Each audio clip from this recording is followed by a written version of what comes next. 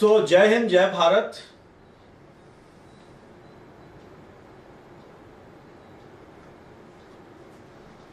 जय हिंद जय भारत। मैं हूं विमल चुन्नी और आप देख रहे हैं बिहार व्यू। और इस वक्त हम बात करेंगे 2024 के चुनाव की। तो मुख्य दो खेमा होगा, दो प्लेयर्स हैं, दो टीमें हैं, यानी एक है इंडिया और दूसरा है एनडीए यानी बीजेपी। राहुल गांधी वर्सेस नरेंद्र मोदी। यूं तो लालू यादव सक्रिय राजनीति से थोड़ा बाहर हो गए हैं, लेकिन फिर भी बहुत अंतराल के बाद उन्होंने जो मुंबई में अपनी तकरीर, अपना भाषण जो दिया, उसमें ये डायरेक्टली या इनडायरेक्टली ये कह दिया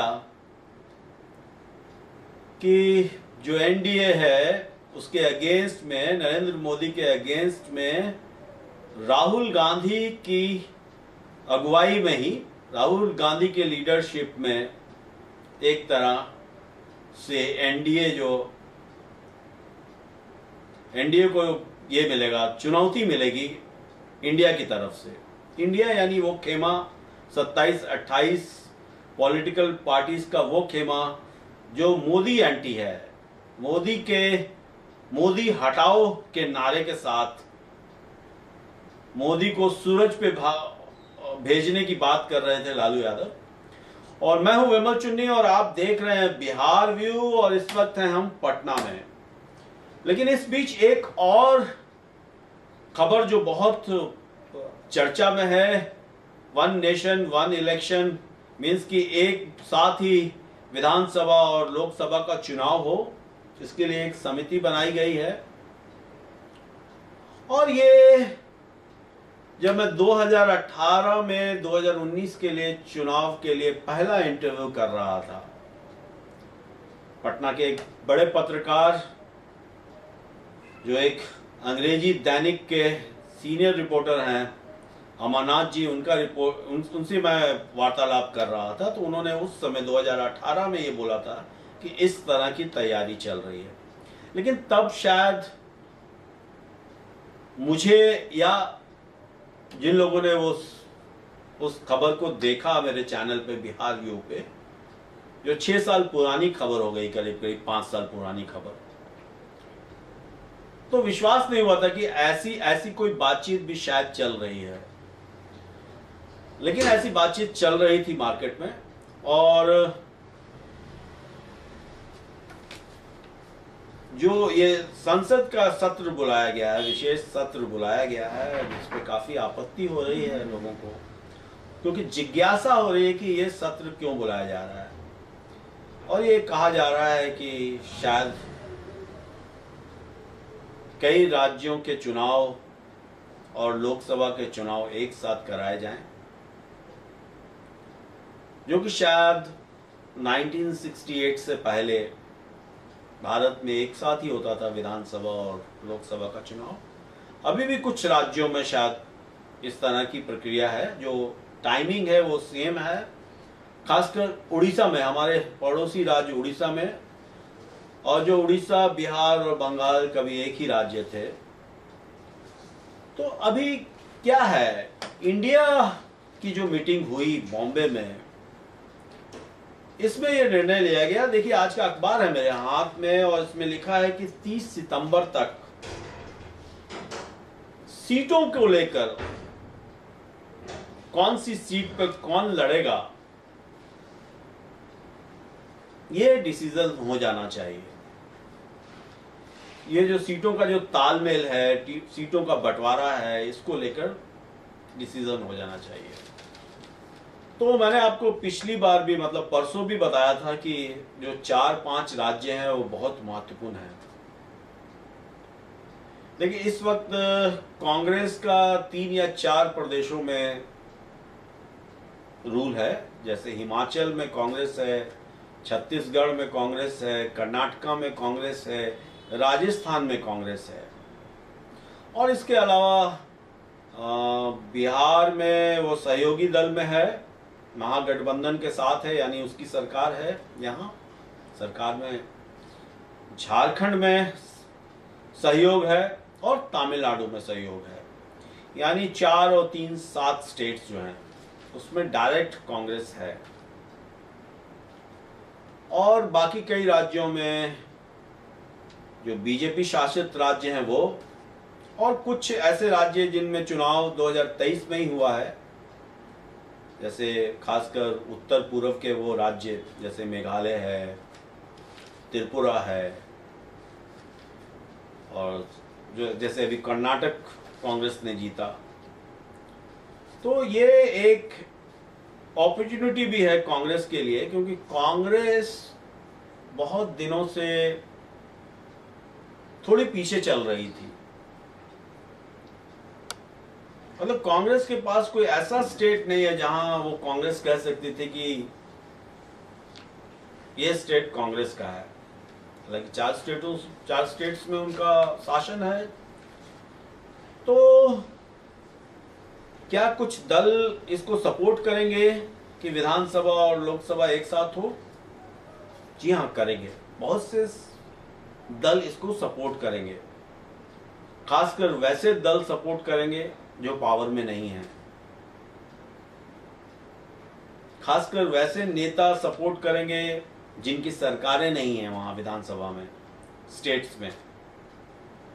तो वो चाहेंगी, खासकर वैसे दल सपोर्ट करेंगे जो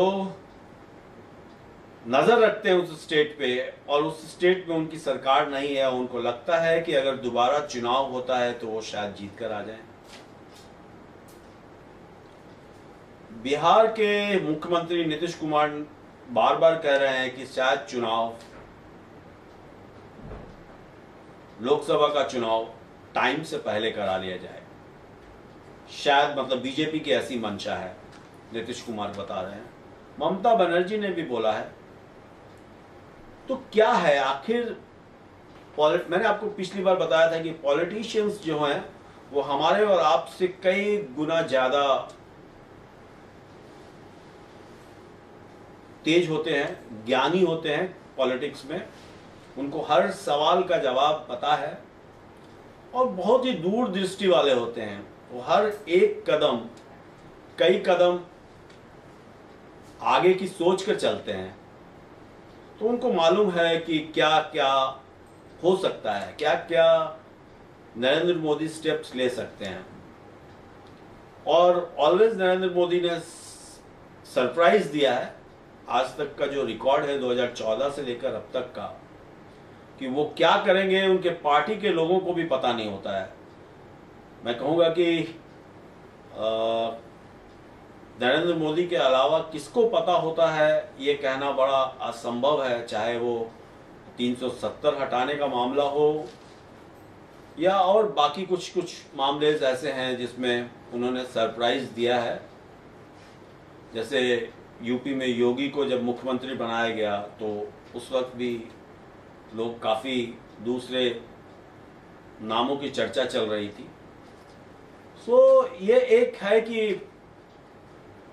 2024 का जो चुनाव है ये वैसे ही चुनाव होने जा रहा है जो 2019 में हुआ था, लेकिन थोड़ा सा परिवर्तन है इसमें। परिवर्तन क्या है? परिवर्तन यह है कि कांग्रेस अपना शेयर मांग रही है हर राज्य में। वो हर राज्य जो नरेंद्र मोदी के अगेंस्ट में चुनाव लड़ना चाहता है, वो हर राज्य में जो पॉलिटिकल पार्टीज हैं जिनको लगता है कि वो पावर में आएंगी, वो नरेंद्र मोदी के अगेंस्ट में हैं, एंटी मोदी हैं, एंटी बीजेपी हैं, वहां कांग्रेस अपनी मौजूदगी चाहती है जबरदस्त ढंग से। क्योंकि पूरे भारत का जब रूपरेखा देखते हैं तो पूरे नेशनल लेवल पे अगर कोई पार्टी फाइट कर रही है इतने दिनों से तो वो कांग्रेस कर रही है। और कांग्रेस के जो राहुल गांधी हैं वो 24/7 लगे हैं नरेंद्र मोदी का विरोध करने में, चाहे देश में हो चाहे देश के बाहर हो। चाहे उनको अपनी इमेज पप्पू वाली बनानी पड़ी हो या ऐसी इमेज बनानी हो जो शायद देश के अगेंस्ट में बोल पड़े हों बाहर जाकर। मतलब कई तरह का उन्होंने अपने ऊपर ब्लेम लिया है, लेकिन उन्होंने कंप्रोमाइज नहीं किया नरेंद्र मोदी के अगेंस्ट में। और नरेंद्र मोदी के साथ जो अमित शाह जी हैं, उन्होंने तो लोकसभा में भी कहा कि इनको कई बार लॉन्च करने की कोशिश की गई है। देखिए, जब तक आप जीतते नहीं हैं तब तक आपको लोग कमजोर ही समझते हैं। जिस दिन आप जीतकर पावर में आ जाते हैं उस दिन लोग आपकी जो गलतियां हैं उसको भी वो एक गुण के रूप में, आपका गुस्सा हो या आपका प्यार हो, आपका भोलापन हो, आपकी आंख मारने की अदा हो, या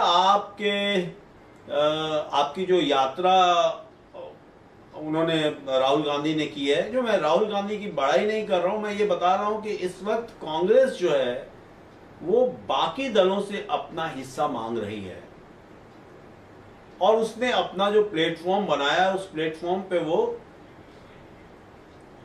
पैरेलल खड़ी हो गई है। अब वेस्ट बंगाल में ममता बनर्जी को सीटें को छोड़नी ही होंगी कांग्रेस के लिए। बिहार में जब टिकटों का बंटवारा होगा महागठबंधन में, तो ये तय माना जाए कि अगर 15 सीटें से ज्यादा अगर जेडीयू मांगती है आरजेडी से, तो आप ये सोच लीजिए कि कांग्रेस भी 12-13 सीटों से कम पे नहीं लड़ने वाली है। और लेफ्ट भी 2-4 सीटें लेगी। सो अगर 40 सीटों का बंटवारा बिहार में होता है इन 4-5 पार्टियों के बीच में, तो कांग्रेस इसे इस तरह एडजस्ट नहीं करेगी कि जो दिया सो ले लिया। अब तक बिहार में कांग्रेस आरजेडी के भरोसे चलती रही है। आरजेडी ने उसे जो सीटें दी हैं, जितनी सीटें दी हैं, उस पे वो खुशी खुशी, जो सेंट्रल लीडरशिप जो है सोनिया गांधी और राहुल गांधी ने खुशी खुशी उसे माना है। भले ही स्टेट में कुछ लीडर्स ने उसको अपोज करने की कोशिश की हो, नहीं हमको 4 नहीं 6 दे दीजिए, 6 नहीं 8 दे दीजिए, 8 नहीं 10 दे दीजिए।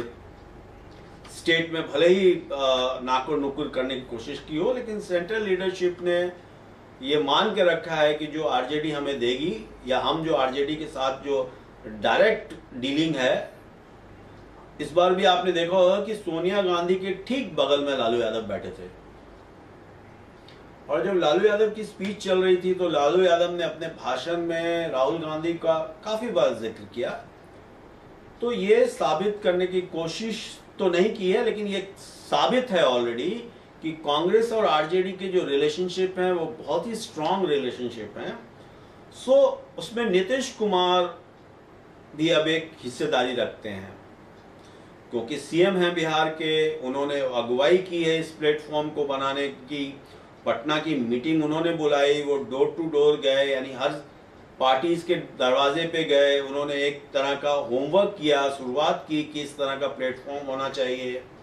वो उड़ीसा भी गए, हालांकि नवीन पटनायक उनसे इत्तेफाक नहीं रखा उन्होंने। सो अभी 6-7 महीने हैं, 6-7 महीनों में बहुत कुछ होने वाला है। जो पार्टियां एक टेबल पे बैठी हैं वो कितने देर तक अपना त्याग दे सकती हैं, इस पे बात होगी। और ये भी बात होगी कि अभी 2 मुद्दे एक साथ चल रहे हैं। 2 मुद्दे एक साथ इसलिए चल रहे हैं कि क्या ये हवा बनाई जा रही है कि लोकसभा और विधानसभा के चुनाव एक साथ करवा दिए जाएं। अगर सभी राज्यों में नहीं कराए जाएं तो कुछ ऐसे राज्य जिनके चुनाव में 6 महीने 8 महीने या साल भर हैं, उनको एक साथ करा दिया जाए। या कुछ बीजेपी शासित राज्य हैं जो दोबारा भी चुनाव में जाते हैं तो उन्हें कोई नुकसान नहीं होगा। सो इस तरह से वो एक माहौल बना रहे हैं। सो ये भी एक माहौल बन रहा है पॉलिटिशियंस के बीच में, क्योंकि सारे पॉलिटिशियंस और सारी पॉलिटिकल पार्टीज होती है एक ही है, और ये पूरी की पूरी, चाहे एनडीए हो चाहे इंडिया हो, दोनों अपनी हवा बनाने के लिए तैयार हैं। इसमें सच भी बोले जाएंगे, झूठ भी बोले जाएंगे, आपको बहुत रंगीन सपने दिखाए जाएंगे, दोनों तरफ से दिखाए जाएंगे, और एक दूसरे की बुराई की जाएगी, नेगेटिव पॉइंट्स बताए जाएंगे, झूठ भी बोला जाएगा, सच भी बोला जाएगा। लेकिन अल्टीमेटली गोल ये होगा कि अपने पक्ष में हवा और दूसरे के पक्ष में जो है उल्टी हवा बहाने की कोशिश की जाएगी ये 6, 7, 8 महीने में। और जो जब आप वोटिंग बूथ पे जाएंगे और जब आप ठप्पा लगाएंगे, वहाँ बटन दबाएंगे, अब तो ठप्पा वाला ज़माना नहीं है, अब तो बटन दबाने वाला ज़माना है, तो उस वक्त तक आपके दिमाग में ये भर देना है कि आप प्रो मोदी हैं, एंटी मोदी हैं, या प्रो कांग्रेस हैं, या प्रो महागठबंधन हैं, प्रो टीएमसी हैं, या प्रो आम आदमी पार्टी हैं, या प्रो मोदी हैं। क्योंकि ये पूरे भारत में जो 2019 की स्थिति थी मोदी की, करीब करीब वही स्थिति है अभी। और ये बताया जाएगा कि जो जैसे राजस्थान के चुनाव में गैस की कीमत वहाँ कम की गई, तो अभी पूरे भारत में 200 रुपया और प्लस 200 रुपया उज्ज्वला में मिला के 400 रुपये की कमी की गई। इस 6-7 महीने में हो सकता है बहुत सी खुशखबरियाँ आपको मिले जो आपके लिए सरप्राइज हों, या बहुत सी चीज़ें से 6-7 महीने में ऐसी हो जाएं कि जिससे आपका दिल पूरा का पूरा मोदी के फेवर में चला जाए, या ऐसी हो जाए कि आपको मोदी से नाराज़गी हो जाए। क्योंकि चुनाव अभी भी सेम ही मुद्दे पे है, एंटी मोदी और प्रो मोदी। देखिए, जब 75-76 साल पहले 47 में जब भारत आज़ाद हुआ, भारत के 2 टुकड़े हुए, और वो टुकड़ा जो अब पाकिस्तान बन गया, वहाँ भी सिर्फ भारत के चुनाव की चर्चा नहीं चल रही है, लेकिन भारत के बारे में ही चर्चा चल रही है, और कुछ पॉजिटिव चर्चा चल रही है, कुछ चंद्रयान की चर्चा चल रही है, कुछ मोदी की चर्चा चल रही है, कुछ ये चर्चा चल रही है कि भारत इस वक्त विश्व में कहाँ खड़ा है, G20 की चर्चा चल रही है। सो ये 1-2 साल जो कोविड का रहा, जिसमें लॉकडाउन रहा, जिसमें हम लोग सब बहुत परेशान रहे, बहुत दुखी रहे, अपने बहुत लोगों को हम लोगों ने खोया, अब वो फेज जो है उससे बाहर आ चुके हैं हम। वो कोविड का वो जो फेज था जिसमें हम लोगों ने बहुत लोगों को खोया, और वो जो भयंकर लॉकडाउन था, सन्नाटा था, फ्रस्ट्रेशन था, मतलब पागलपन था, बैठे थे घर में हैं, और मतलब अजीब सा माहौल था हैं, सड़कें सुनसान थीं। तो उस माहौल से बाहर आ गए हैं, और अब तो शायद हमें याद भी नहीं है कि 2 साल पहले कोविड के वक्त में हम लोग के साथ जिन्होंने अपने को खोया है वो शायद अभी भी उसको महसूस करते हों। और वक्त जो है वो पीड़ा को भुला देता है, जैसे जैसे वक्त गुजरता है आदमी अपने पुराने दर्द को भूलता जाता है, और जो वर्तमान होता है वर्तमान में जीता है। और 2024 के चुनाव में सावन खत्म हो गया है, भादों का महीना है, और इस भादों में जो बारिश होगी वो उस बारिश का बड़ा ही अजीब ये रूप होता है। और ये जो अक्टूबर से मार्च का सीज़न होता है, ये बहुत ही सुहाना सीज़न होता है, खासकर टूरिज्म के लिहाज से, बाकी लिहाज से, पर्व त्यौहार के लिहाज से। और ये बीच में सिर्फ दिसंबर में जो पूस होती है, पूस का महीना होता है, वो थोड़ा सा ज़्यादा ठंड वाला होता है, उसमें कुछ हिंदू धर्म या सनातन धर्म के मुताबिक कुछ शुभ काम नहीं किए जाते हैं। बाकी ये सीज़न जो है जन्माष्टमी से शुरू हो जाता है, बीच में एक पितृपक्ष आएगा जिसमें हम अपने पूर्वजों को याद करेंगे और पूर्वजों के को पानी देंगे, और ये सारा गणेश पूजा से लेकर आपको होली तक ये माहौल जो है और बैसाखी तक ये माहौल पूरा खुशनुमा रहेगा। और ये कई स्टेट्स के जो इलेक्शंस हैं जो जनवरी तक ड्यूज हैं, जनवरी में उनको नई सरकार बनानी है, सो ये देखना होगा कि किन किन राज्यों का चुनाव लोकसभा चुनाव के साथ होगा। क्या ऐसा होगा या ऐसे ही गॉसिप है मार्केट में, या जो रिपोर्ट है जो हमारे पूर्व राष्ट्रपति जी हैं वो क्या 100 दिन के अंदर या 60 दिन के अंदर या 50 दिन के अंदर दे देंगे, या ऐसा कोई सरप्राइज मिलने वाला है हमें इस संसद के इस जो विशेष सत्र बुलाया गया है उसमें। सो ये बहुत सी चीज़ें हैं, और मैं जब इस चीज़ों को बहुत मतलब कि माइक्रो लेवल पे जब देख रहा हूँ तो मुझे ये लग रहा है कि इस बार का चुनाव थोड़ा सा ऐसा होने वाला है कि नेक टू नेक फाइट होगी, लेकिन ये जो 26 और 27 दल हैं और हर राज्य में कांग्रेस प्लस जो रीजनल पार्टी है उनके बीच में क्या ऐसा तालमेल रहता है। क्या कांग्रेस समाजवादी से ज़्यादा सीटें ले पाएगी अपने मतलब कि जो 80 सीटें हैं उसमें कितनी सीटों पे वो लड़ेगी, समाजवादी उसके लिए कितनी सीटें छोड़ेंगे अखिलेश यादव, या ममता बनर्जी कांग्रेस के लिए कितनी सीटें छोड़ेगी वेस्ट बंगाल में, या उतनी ही सीटें छोड़ेंगी जितनी सीटों पे कांग्रेस लड़ रही है या जीत रही है। बिहार में जो आरजेडी है, अभी तक तो माना जा रहा था कि तेजस्वी यादव ही संभाल रहे हैं, लेकिन लालू यादव के मुंबई दौरे से लग रहा है कि the tiger is still in a power, so Lalu Yadav still hold the key role. So देखते हैं कि कितने सीटें वो दे पाते हैं इसको।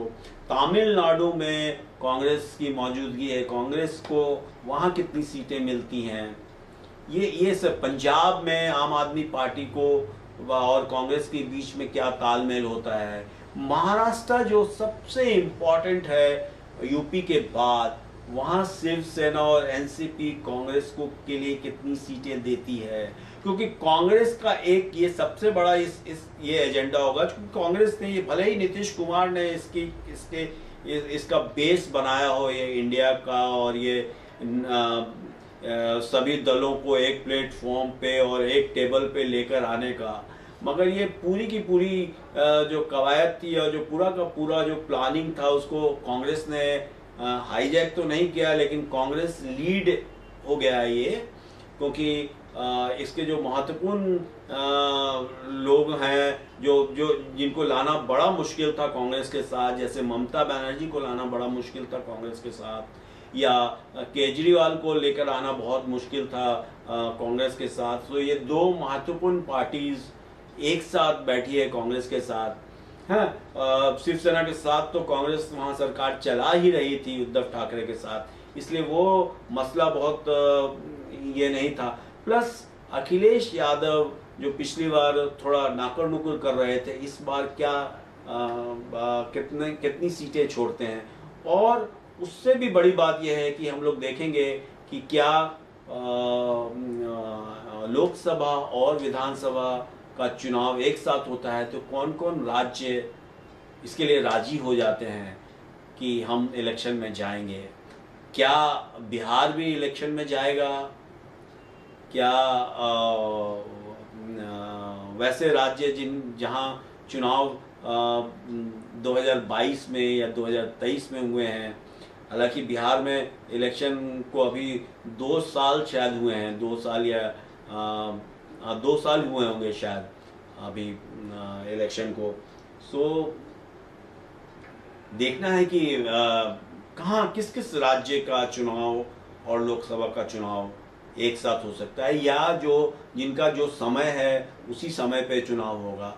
सो ये सब बातें हैं। निष्कर्ष ये है कि 30 सितंबर तक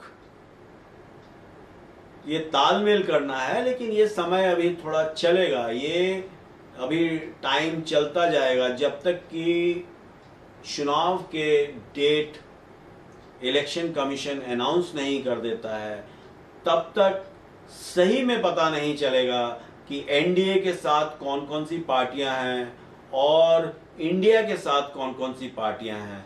अगर ये सारा स्वरूप ऐसा ही रहता है जैसा अभी देखने को मिल रहा है, क्योंकि बहुत बार ऐसा होता है कि अगर आप किसी दोस्त के साथ खड़े हैं, पब्लिक देख रही है कि ये दो लोग बहुत मित्र हैं, बाद में पता चलेगा कि ये दो लोग साथ तो जरूर खड़े थे, लेकिन ये दोनों दोस्त नहीं, बल्कि अंदर अंदर बहुत बड़ा मतलब इनके बीच में कंपटीशन था, कोई बहुत सी चीजें इनके बीच में रह गई थी, चाहे वो बीजेपी में हो, मतलब एनडीए वाले खेमे में हो, या इंडिया वाले खेमे में रहे।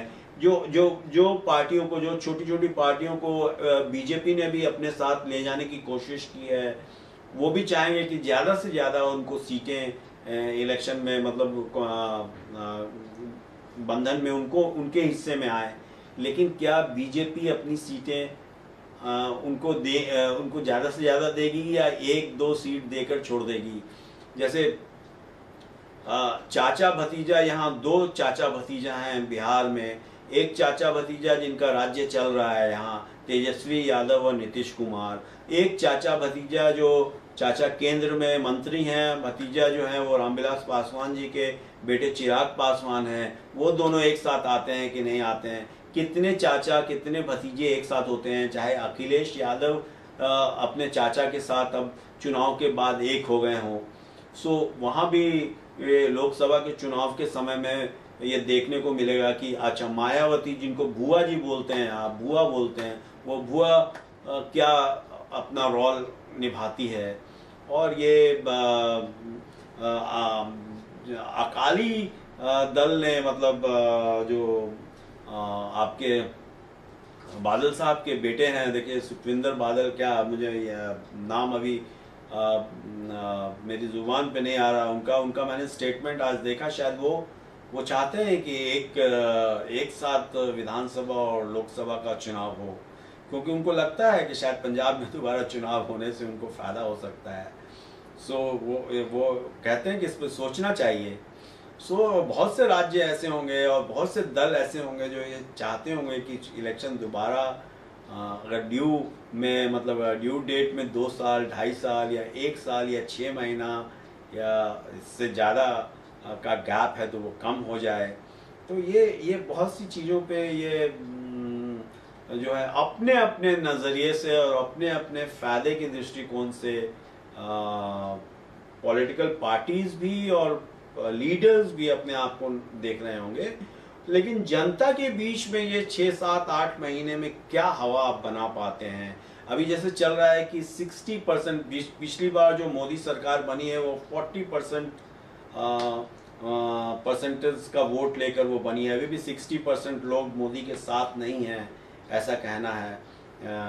जो इंडिया की मीटिंग हुई है उसमें जो लोगों ने अपने अपने नज़रिए को रखा है मोदी जी के अगेंस्ट में, तो अब वो देखना है कि वो 60%, ये बीजेपी का 40%, 50% और 60% तक पहुंचता है, या 40% कम होता है, या ये 60% में से ये इंडिया जो है ये कितना परसेंटेज लेता है।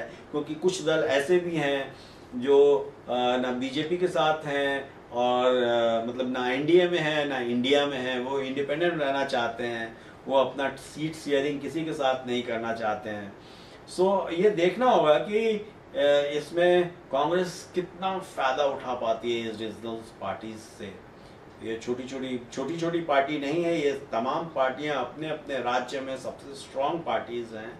इनसे कांग्रेस कैसे बार्गेनिंग कर पाती है, कैसे अपनी सीटें बढ़ा सकती हैं। और चूंकि ये फार्मूला, इंडिया का जो फार्मूला है, जो ये नया जो अलायंस है, इसका फार्मूला ये है कि 1 candidate will be fight against 1 candidate किंतु बीजेपी के अगेंस्ट में एक ही कैंडिडेट ये यूनाइटेड होके उतारेंगे। तो देखना ये है कि क्या जो जिन्हें टिकट नहीं मिलेगा वो कहीं बागी उम्मीदवार के रूप में इंडिपेंडेंट खड़े होते हैं या किसी दूसरी पार्टी से जो पार्टी का को नज़रअंदाज किया जा रहा होगा दोनों दलों से, क्योंकि ये पूरा जो है ये जीत हार का खेल नहीं है। ये वैसा खेल नहीं है फुटबॉल का या क्रिकेट का, वैसा खेल नहीं है जिसमें आपको क्लियर कट किसी की जीत और हार एक दूसरे के वोट कम पड़ने से पता चलती हो, बल्कि यहाँ बहुत से वोट्स ऐसे हैं जो न जीतने वाले के पास जाएं और न हराने वाले के पास जाएं और कहीं और चले जाएं तो जीत किसी और की हो जाए।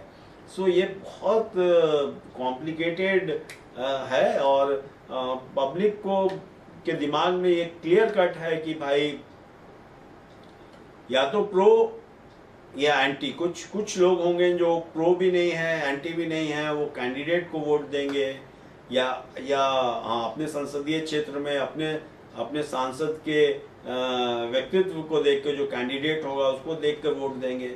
ऐसे भी बहुत से वोटर्स होंगे। कुछ वोटर्स ऐसे भी हैं जो नोटा पे वोट देते हैं, जो किसी को पसंद नहीं करते हैं। तो बहुत सी चीज़ें हैं जो इस बार के चुनाव में 2024 के चुनाव में को अलग करेगी 2019 के चुनाव से। अभी फिलहाल हम लोग इंतज़ार करते हैं संसद का जो ये विशेष सत्र बुलाया गया उसके लिए, और 30 सितंबर तक क्या क्या डेवलपमेंट होता है इसके लिए। आप देख रहे हैं बिहार व्यू, मैं हूं विमल चुन्नी। चर्चा जारी रहेगी 2024 के चुनाव की। सो धन्यवाद। फिर हम लोग मिलेंगे 1 या 2 दिन के बाद और फिर इसी विषय पे चर्चा जारी रहेगी। So keep subscribing Bihar view. Thank you very much.